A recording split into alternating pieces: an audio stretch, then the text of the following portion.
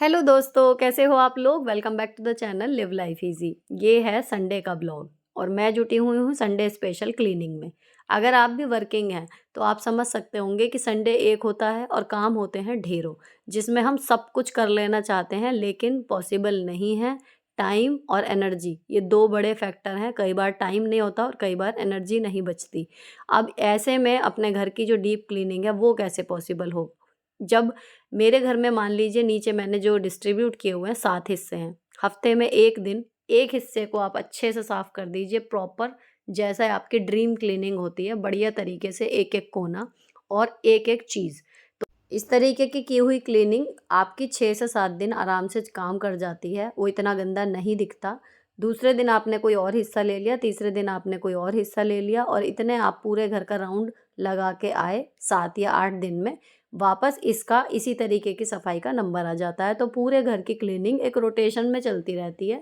तो थोड़ा बहुत क्लटर हो सकता है लेकिन कोई भी जगह इतनी गंदी नहीं होगी कि जब आप उसे फेस्टिवल्स पे या किसी स्पेशल ओकेजन पे साफ़ करने चलें तो आपको 1 घंटा एक ही जगह में लग जाए।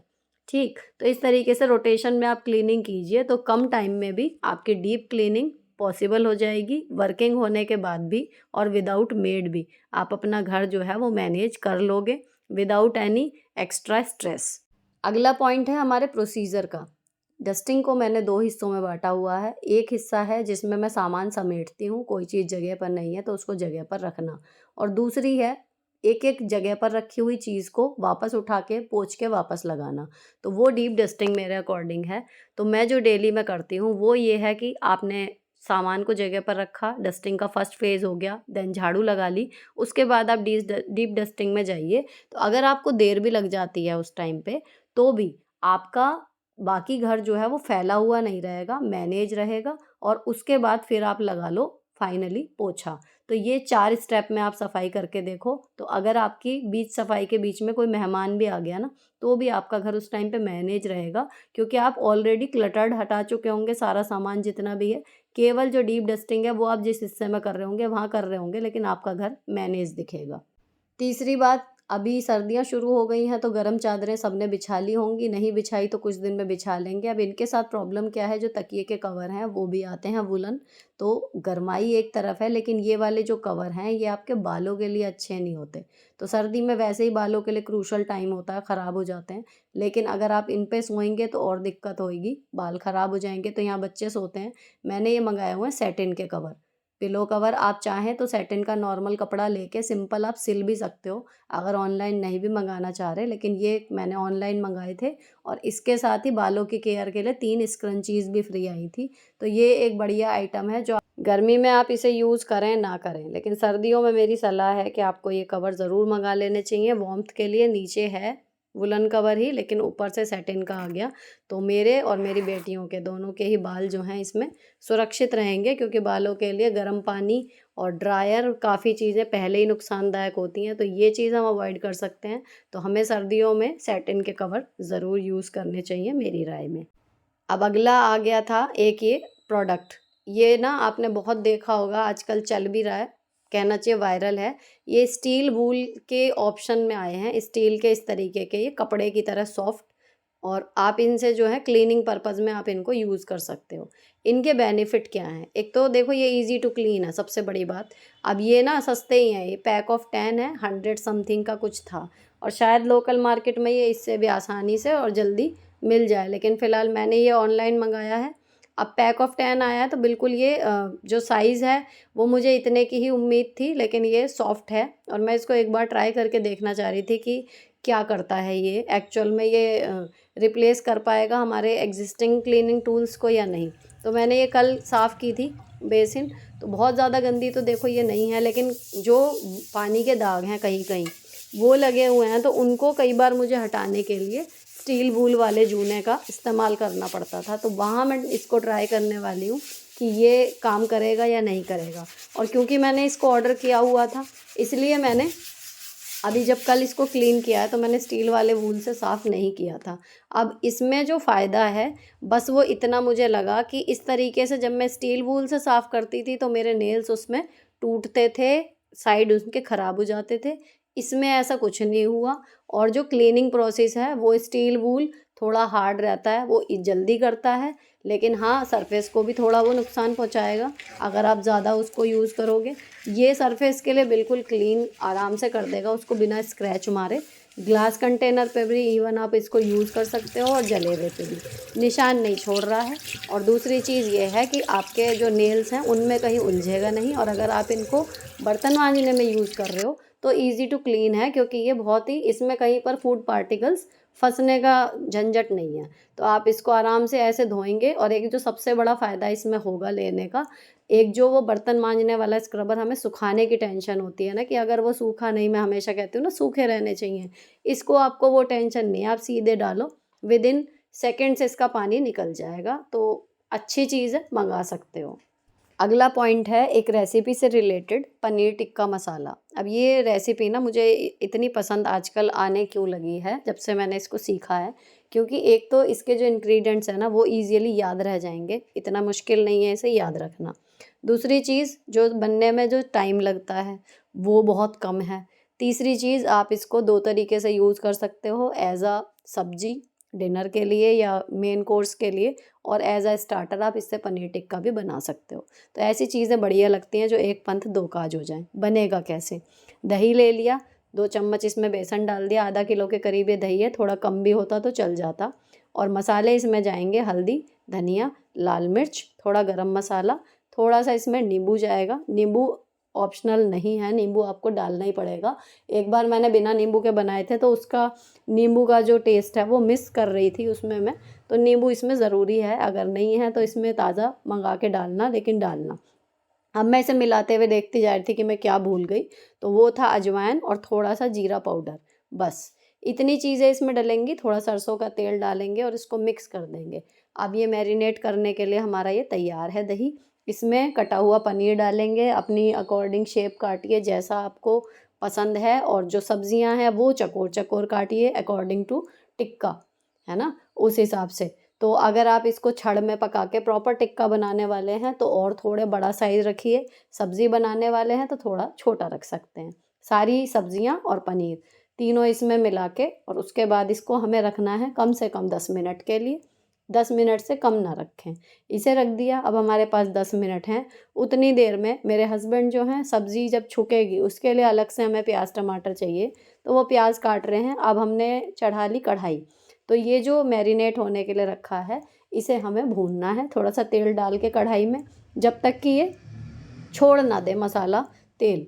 अब इतने 10 मिनट थे, ये मैरिनेट हो रहा था, उधर प्याज कट गई, टमाटर पिस गए और आटा गुथ गया। अब इसको जल्दी करने के लिए मेरे हस्बैंड ने सीधे वो ना डाल के कढ़ाई में पूरा मिक्सचर उसमें से पीसेज निकाल के और फिर उस पे तवे पे सेकने शुरू किए, क्योंकि उन्हें थोड़ा सा ग्रिल्ड वाला वो चाहिए था। जो ग्रेवी के साथ आप भूनोगे उसमें ग्रिल्ड वाला इफ़ेक्ट नहीं आएगा, भुन जाएगा मसाले के साथ। लेकिन हाँ, अगर आपको थोड़ी थोड़ी लाइनिंग चाहिए प्रॉपर, जैसे पनीर के टिक्के में आती हैं, तो वो इसके मतलब चाह रहे थे इस तरीके का, तो इन्होंने चम्मच से निकाल के पनीर और सब्जियों के टुकड़े तवे पर सेक लिए अच्छे से। बात वही है, अब जो बचा है उसमें दही, वो हम अलग से इसमें भून लेंगे जब सब्ज़ी छौंकेंगे। अब इसमें हमने डाला सरसों का तेल, थोड़ा जीरा, प्याज भूनी, जब प्याज भुन जाएगी उसके बाद इसमें मसाले डालेंगे। मसाले इस टाइम पे नमक, धनिया और मिर्च, हल्दी, ये 4 जाएंगे। किचन किंग इसमें मैं नहीं डाल रही हूँ क्योंकि काफ़ी चीज़ें इसमें मिल चुकी हैं ऑलरेडी। अब इसके बाद सारे मसाले भून लेंगे। सारे मसाले भूनने के बाद जो हमने टमाटर पीस के रखा है, एक बड़ा टमाटर आप अलग से इस टाइम के लिए पीस लें, और बाकी 1 या डेढ़ टमाटर या 2 टमाटर आपका कटिंग में गया है जब आप चॉपिंग कर रहे थे उस टाइम पे। तो ये टमाटो प्यूरी भी इसमें डाल दी। अब इसे थोड़ा सा पानी डाल दिया है जार धो के, और इसको भूनेंगे। मसाला भुन जाएगा, थोड़ा सा तेल छोड़ देगा। उसके बाद जो ये हमने मैरिनेट वाला बनाया था दही, वो बचा हुआ है। अब इसको हमने यहाँ भूना। अगर हम इसे सब्ज़ी के साथ वहीं पर भून लेते तो इस टाइम पे अब ये सारा एक साथ डलता, लेकिन वहाँ उन्होंने अलग निकाल के सब्जियां तवे पे फ्राई की हैं। तो ये जो दही था वो अब यहाँ पर हमें भूनना है। प्रोसेस वही रहेगा कि जब तक तेल ना छोड़ दे। तो इसको आप 10 मिनट के लिए ढक के पका लो धीमी आंच पे। तो इतनी देर में ये हो जाएगा। उसके बाद थोड़ी देर इसको खोल के पका लो, लगभग 5 मिनट के लिए। सारी सब्ज़ी चॉपिंग से लेके प्लेट में आने तक आधा घंटा आपका लगेगा और उसके बाद आप रोटी सेक सकते हो आराम से। इतनी देर इसमें लगती है, फटाफट बन जाती है, लेकिन टेस्ट इतना डिवाइन है कि पता नहीं आपने कितने घंटे लगाए होंगे इसे बनाने में, शायद ऐसा कुछ फील आए। एंड में कसूरी मेथी ऐड कर देनी है, बस यहाँ पर हमारा काम हो गया। जब मसाला छोड़ने लगा है तेल को तो ये पक चुकी है। सब्जियां हमारी ऑलरेडी ग्रिल्ड हैं, तो इसको इसमें ऐड किया, जस्ट हल्का सा मिक्स दिया ताकि पनीर वगैरह ज़्यादा और टूटे नहीं। और यहाँ पर हमारी सब्ज़ी जो है वो रेडी हो जाएगी, और कुछ भी इसमें नहीं डालना। अब ये सब्ज़ी जो है ऐसी बनेगी कि आप प्लेट में रख के खा लो, ज़रूरी नहीं है, मतलब बहने वाली नहीं बनेगी। और इवन मेरा इस सब्ज़ी में आज दही थोड़ा ज़्यादा है, थोड़ी और सूखी सी ये बनती है, लेकिन टेस्ट बढ़िया आता है। तो आप इसको बना के देखना। अगर पनीर की कोई अलग सी वो चाह रहे हो कि आज रेगुलर पनीर से अलग बनाएं और टाइम भी ज़्यादा ना लगे, बस यही सब्जी ना चाप से बन सकती है।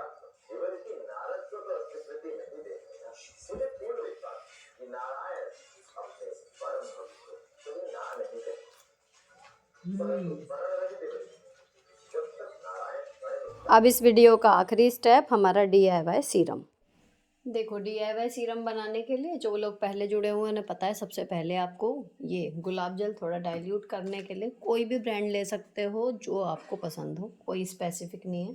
इसके अलावा ग्लिसरीन। ग्लिसरीन बहुत क्वेश्चन आते हैं कि मैं कौन सी यूज़ करती हूँ, तो देखो यही है जो यूजुअली अवेलेबल होती है स्टोर्स पे, जनरल स्टोर्स पे भी। एलिसा गीसॉल करके इस पर लिखा हुआ है। लगभग ये 62 रुपये की है, 50 ग्राम की शीशी। ये वाली ग्लिसरीन मैं यूज़ करती हूँ, पिछले 5-6 सालों से भी ज़्यादा हो गए हैं। इसके अलावा थोड़ा सा एलोवेरा जेल, आप चाहें तो नेचुरल लीफ को काट के निकाल लीजिए, नहीं तो आप रेडीमेड ले लो। और एलोवेरा अगर डाल रहे हो तो बेहद ज़रूरी है, याद रखना, एलोवेरा के साथ आपको विटामिन ई के कैप्सूल ज़रूर डालने हैं। अगर आप एलोवेरा नहीं डाल रहे हो, विटामिन ई स्किप कर दो, चलेगा। लेकिन अगर एलोवेरा डाल रहे हो तो इसके बिना आपकी स्किन डैमेज हो जाएगी। पर्सनल एक्सपीरियंस से बता रही हूँ, बहुत बुरी तरीके से ख़राब हुई थी एलोवेरा की वजह से मेरी स्किन, क्योंकि मैं ये नहीं डाल, मतलब मुझे लगा कि इतना ज़रूरी नहीं है, मैंने छोड़ दिया। ये ज़रूर डालना है अगर एलोवेरा ऐड कर रहे हो। एलोवेरा हटा दो, खाली से डाल लो, कोई दिक्कत नहीं है, लेकिन अगर ये आएगा तो इसके साथ ये ज़रूर डालना है, ठीक है। ये भी आसानी से आपको मेडिकल स्टोर पर मिल जाएगा। और लेना है हमें नींबू, क्लेंजिंग के लिए बढ़िया। तो अब इसको देखते हैं बनाना किस किस प्रपोर्शन में है। सबसे पहले हमने ये ले लिया इसमें नींबू का रस, लगभग ये वाली स्पून अगर लगाऊं तो लगभग 1 चम्मच भर के, ठीक है जी। इसको ले लिया। नींबू के रस को हमें केवल मिलाना है, जो हम रात में लगाएंगे सीरम उसमें, दिन वाले में नहीं लगाना। इसके अलावा इसमें जाएगी ग्लिसरीन। तो ये जितनी ग्लिसरीन है इसके आधे का मैं बनाऊंगी दिन के लिए और आधे का बनाऊंगी रात के लिए, तो इसका आधा पोर्शन इसमें जाएगा।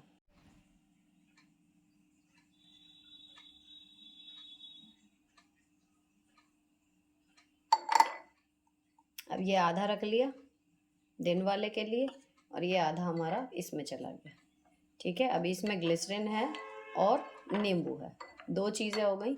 तीसरी चीज़ इसमें जाएगी गुलाब जल। गुलाब जल की क्वांटिटी जितनी हमने ये ली है ग्लिसरीन, उतनी ही हमें गुलाब जल ऐड करना है इसमें, जस्ट इक्वल। अगर आपकी स्किन बहुत ज़्यादा ड्राई है तो आप गुलाब जल कम रखो, ग्लिसरीन बढ़ा दो। फिलहाल मैं अंदाजे से कर रही हूँ, लेकिन अगर आप फर्स्ट टाइम बना रहे हो तो इसको स्पून से नाप के ही डालो, गुलाब जल को भी और ग्लिसरीन को भी। अब ये अलग रख देते हैं, और जो हम दिन वाला बना रहे हैं इसमें आधी हमें ग्लिसरीन नज़र आ रही है, इसको आधा मैं फिल कर दूँगी बाकी का गुलाब जल से। और क्योंकि अलग अलग नज़र आता है देखो आराम से, तो ग्लिसरीन आपके नीचे बैठी हुई है भारी, और ऊपर से आपका गुलाब जल दिख जाएगा जस्ट आधा जब हो जाएगा। ये देखो यहाँ तक ग्लिसरीन है, ये गुलाब जल हो गया, लगभग बराबर सा मिला लिया, ठीक है जी। अब तीसरी चीज़, एलोवेरा जेल को बराबर बिल्कुल नहीं मिलाना है, इसको लगभग 1 चम्मच के करीब ही मैं इसमें ऐड करूँगी, इस वाले में भी और इस वाले में भी, इतना काफ़ी है, ठीक है जी। ये इसमें जाएगा। अब निकालने हैं इसमें से 4 लगभग विटामिन ई के कैप्सूल, 2 इसमें जाएंगे, 2 इसमें जाएंगे।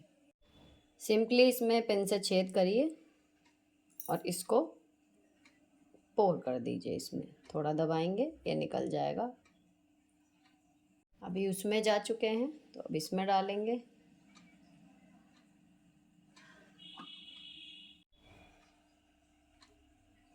अब सारा मिलाने का काम हो चुका है।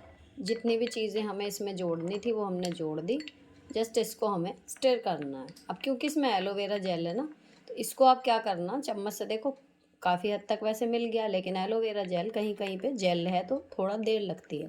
तो या तो आप इसको कटोरी में अच्छे से ऐसे स्टिर करके तब पलटें, या फिर सिंपली अगर आपने शीशी में बनाया है तो इसको ढक्कन बंद करिए और फिर इसे ज़ोर से हिला दीजिए। इस तरीके का ये अभी फॉर्म हो गया हल्का सा, मतलब ये बिल्कुल ट्रांसपेरेंट नहीं दिखेगा आपको, थोड़ा सा इसमें दिखेगा क्योंकि जेल मिलाया। अगर हम इसमें एलोवेरा जेल नहीं मिलाते ना, खाली गुलाब जल और ग्लिसरीन रहती है, बिल्कुल ट्रांसपेरेंट ये बनता है। इफेक्टिव वो भी है बिल्कुल सीधा। आप केवल गुलाब जल मिलाइए, ग्लिसरीन मिलाइए, विटामिन ई डालिए, इतना भी अगर आप कर लेते हैं, एलोवेरा नहीं भी जोड़ते तो भी। और दूसरी ये हो गई हमारी जो नींबू के बिना वाली है, वो हो गया हमारे दिन के लिए, क्योंकि दिन में हम सनलाइट में निकलेंगे तो कई बार उसका नेगेटिव रिएक्शन हो सकता है, आपकी स्किन काली पड़ सकती है। ये आपका हो गया दिन के लिए, ठीक है। और ये वाला जो है इसको मैं, जो अभी एक शीशी मेरे पास खाली हुई है ग्लिसरीन की ही, इसमें इसको पलट लेती हूँ और फिर इसको उसी शीशी में मिला के हिलाएंगे।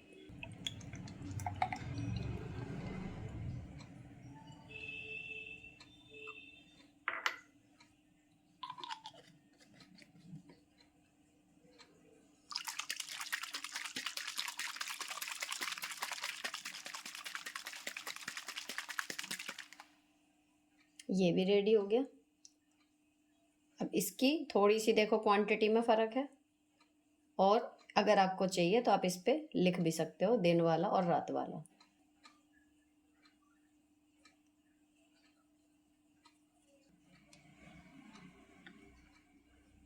अब आप इसको दिन वाले को भी और रात वाले को भी, इसको सिंपली बहुत थोड़ा सा ही लेना है, बहुत ज़्यादा नहीं लेना। इसको लेके सिंपली स्किन पे अप्लाई करना है, कोई मसाज नहीं करनी, कुछ नहीं करना, आपको इस पे बस अप्लाई करना है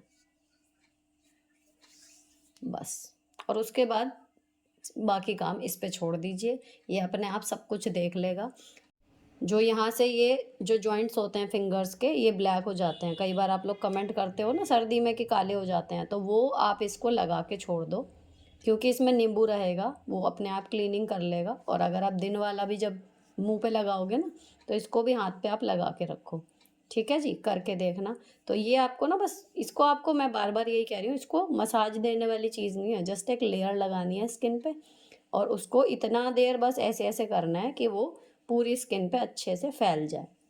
आप मसाज करने का टाइम नहीं है, इट्स ओके, कुछ भी नहीं है समय, और बहुत ज़्यादा झंझट करने की इच्छा, तो भी ये चीज़ आपके काम आने वाली है। पूरी सर्दी आपकी किसी बिना महंगी क्रीम के भी स्किन बिल्कुल बढ़िया रहेगी।